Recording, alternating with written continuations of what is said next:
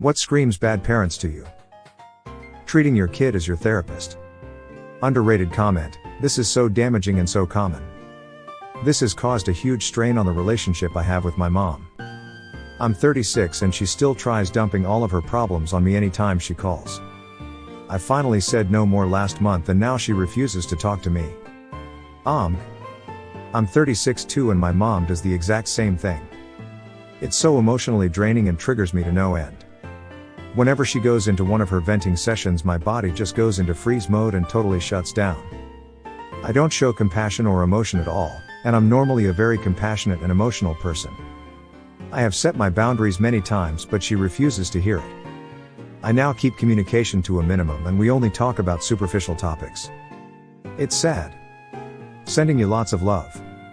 As someone who constantly spoon feeds my cat lasagna, I can confidently say that treating your kid as your therapist is like asking your toddler to give relationship advice.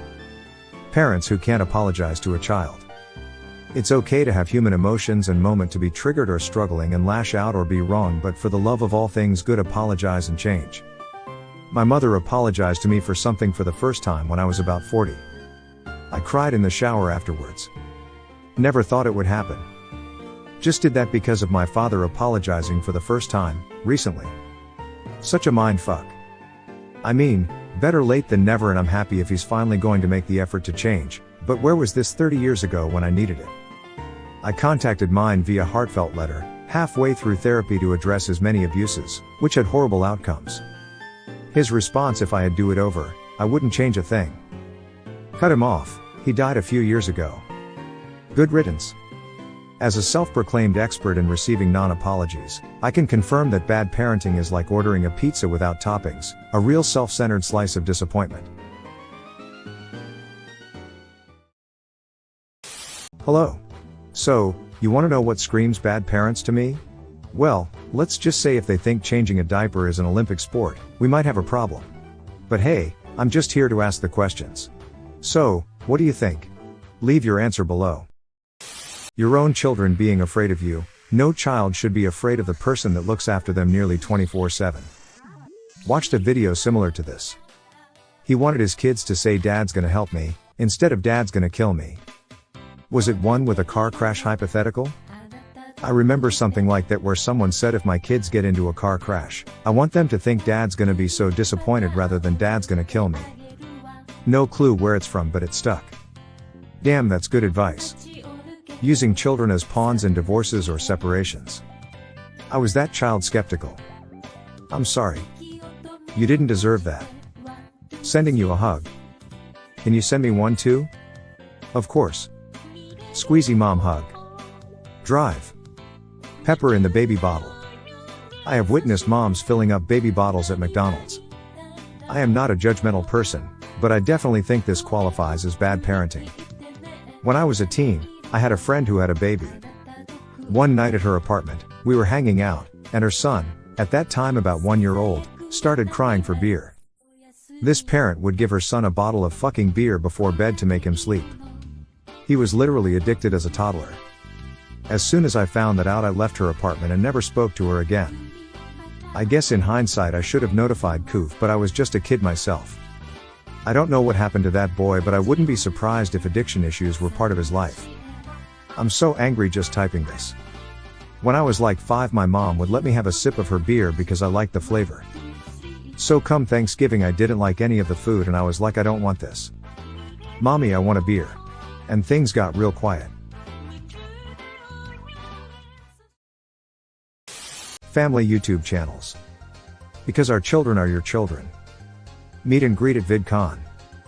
I'm waiting for the day when YouTube kids start suing their parents. More specifically, Ryan. His parents are awful. Ryan will be 12 next month. At some point, he's gonna get tired of this childish content. As a connoisseur of cringe-worthy content, I can confirm that family YouTube channels are like watching a simultaneous train wreck and clown show. When your parents say it's not that big of a deal, we've done this twice already with your older siblings before high school graduation. Do I know you? This happened to me, too. My parents couldn't understand why I was upset that they left my graduation early. My mom told me she's seen it before. I'm the baby of 3 kids. Fucking hurtful. But it didn't change any. I have 3 kids now. The middle one was diagnosed with cancer at 5 and they didn't come to see him. Then he nearly died of a deadly fungal infection and they traveled to Jamaica with my sibling and her new husband. They wonder why I'm not close to them. Little dude is in remission, in maintenance treatment, and started kindergarten this year. My heart goes out to him. I hope he makes a full recovery and turns out to be an amazing person. Smile. As a seasoned veteran in attending family reunions with Uncle Bob's questionable jokes, I can attest that bad parenting is like serving up leftovers from your older siblings' embarrassing moments at your graduation, a cringe-worthy dish of nostalgia. Not believing in telling your children no. The world will and should tell them no at times. They need to be prepared for that reality, or they will be an absolute menace to everyone around them. Yeah, people confuse gentle parenting for this. We don't say no as a flat-out answer with no reasoning. Gentle parenting is saying no because blah blah blah. Then saying, yeah mate, I understand, I want the ice cream too. It's hard, isn't it? Then sitting with them and help them work through their emotions. My little dude is 3 and 90% of the time if I use this method he may be upset, but he isn't upset at me or himself. He is upset at the situation and works through it and we come to a reasonable solution. 10% of the time he is a toddler and it's just survival mode.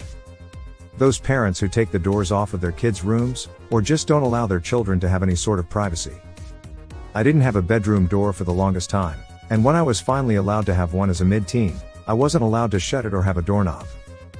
Bathroom knob didn't lock and I was constantly barged in on with the excuse, I've seen everything you've got, it's not a big deal.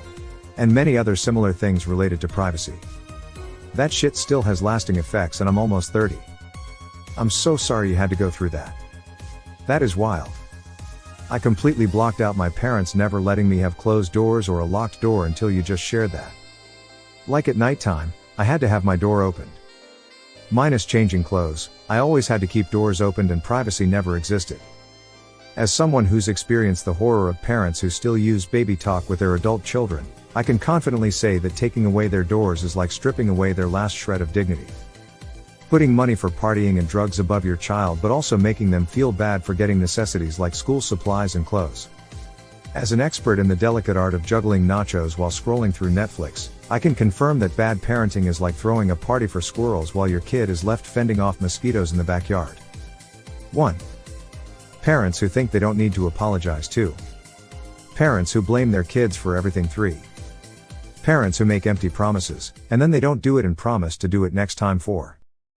Parents who dislike their kids just because of their hobbies, identity, friends. 5. Parents who pay more attention to their friends or just don't pay attention to their kids. 6. Parents who don't pay attention to their kids when their kids are depressed or suicidal. 7. Parents who think their kids can't be depressed. 8. Parents who are controlling their kids too much. 9. Parents who don't give their kids privacy. 10. Manipulative parents. Edit, I had 1, 3, 5, 9, and maybe 6. I hope everyone who had at least one thing from this list will have a great day and great life. Hope y'all are okay now. Still amazes me that there are parents that apologize to their children. My parents never apologized to me, we fought then talk later like nothing happened. I'm not sure what's worse, a parent that never apologizes, or one that does apologize for their bad behavior but never corrects or changes said behavior and just apologizes again when it happens. Children stuck to iPads and being ignored when they're being inquisitive. Shouting at them, calling them bad rather than trying to understand why they're behaving that way and trying to get them to explain what's wrong. I mean young toddlers, preschool type age. Can't stand hearing those screeching shrill mothers either. And dads who just don't do fuck all and expect the mum to deal with everything. Known guests boast about never changing a nappy or do night feeds, useless spunk givers. Your kids never visiting once they move out or go to college. My dad's solution to this seems to be to kneecap any attempt my brother makes to move out on his own independently. Our neighbors' kids never seem to visit, they did use their parents' house as a free B&B to attend a local festival, and they don't ever mention visiting them. I have no idea what sort of parents they were, it's sad. My kids won't be visiting me after we move unless we pay for it because they cannot afford to. We are moving across the country to move somewhere with a lower call and weather plus seasons besides rain, hot, and oh look, the state's on fire again.